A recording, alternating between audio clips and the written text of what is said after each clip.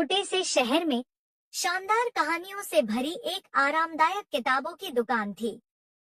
अंदर रिकू नाम का एक छोटा लड़का दुकान की देखभाल करता था, प्यार से किताबें सजाता था। लेकिन वह अकेला नहीं था, क्योंकि इस किताब की दुकान में एक बहुत ही खास बिल्ली थी, नेको। और नेको किताबें बहुत पसंद करती थी। दूसरी बिल्लियों से अलग, नेको चूहों का पीछा नहीं करती थी या पूरे दिन झपकी नहीं लेती थी। नहीं, नेको को किताबों के पास बैठना और अपने छोटे छोटे पंजों से पन्ने पलटना बहुत पसंद था। रिकू हैरानी से देखता रहा। क्या ऐसा हो सकता है? क्या नेको पढ़ रहा था? एक दिन नेको ने अपना पंजा एक पुरानी सुनहरी किताब पर रखा। अचानक एक हल्की चमक हवा में भर गई। किताब अपने आप खुल गई और छोटे छोटे चमकते अक्षर जुगनू की तरह इधर उधर तैरने लगे। कुछ जादुई हो रहा था। इससे पहले कि रिकू कुछ प्रतिक्रिया दे पाता, पन्नों का एक घूमता हुआ द्वार दिखाई दिया। एक छलांग के साथ नेको अंदर कूद गया। नेको, रुको, रिकू ने पुकारा। लेकिन बहुत देर हो चुकी थी। एक गहरी सांस के साथ वह बिल्ली के पीछे चला गया और वूश, उनके आसपास की दुनिया बदल गई। रिको और नेको ने खुद को एक जादुई भूमि में पाया, एक ऐसी जगह जहां किताबें हवा में तैरती थीं और परी कथाओं वाले जीव घूमते थे। स्वागत है यात्रियों, छोटे पन्ने के चश्मे वाले एक बुद्धिमान बूढ़े उल्लू ने कहा। आप प्रवेश कर चुके हैं चमत्कारों की लाइब्रेरी। जहां तक नजर जाती थी, किताबों की अलमारियां फैली हुई थी, दुनिया भर की कहानियों से भरी हुई।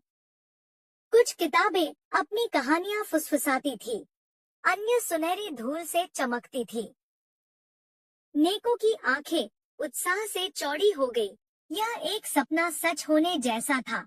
अचानक एक शानदार किताब नीचे तैरती हुई आई, जिसका कवर प्राचीन प्रतीकों से चमक रहा था। एक गहरी आवाज गूंजी, सबसे बड़ी कहानी को खोलने के लिए आपको ज्ञान की पहेली को हल करना होगा। नेको ने अपना सिर झुकाया, सोचा। रिकू ने उत्तर खोजने के लिए पन्ने पलटे। किताब ऐसी होती है, रिकू ने जोर से पढ़ा।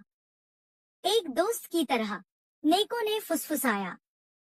किताब चमक उठी और जवाब सही था। जादुई किताब खुली, एक भूली हुई कहानी सामने आई। दयालुता, ज्ञान और दूसरों के साथ किताबें साझा करने की खुशी की शक्ति के बारे में एक कहानी।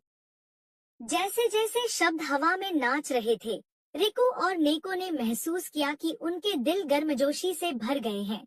उल्लू मुस्कुराया।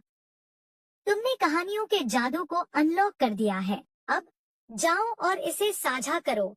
पोर्टल फिर से प्रकट हुआ और अविश्वसनीय पुस्तकालय पर एक आखिरी नजर डालने के साथ नेको और रिकू घूमते हुए पन्नों के माध्यम से वापस चले गए। वूश, वे छोटी सी किताब की दुकान में वापस आ गए थे।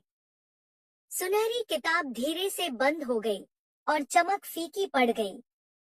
नेको एक खुली किताब के पास सिमट गई और रिकू मुस्कुराई। उन्होंने कुछ खास खोज लिया था।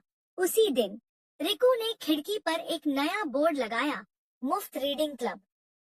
जल्द ही पूरे शहर से बच्चे पढ़ने के लिए उत्सुक होकर इकट्ठा हो गए। और वहाँ किताबों के बीच नेको बैठी थी, वह बिल्ली जिसे कहानियां बहुत पसंद थी, अगले जादुई रोमांच के लिए तैयार।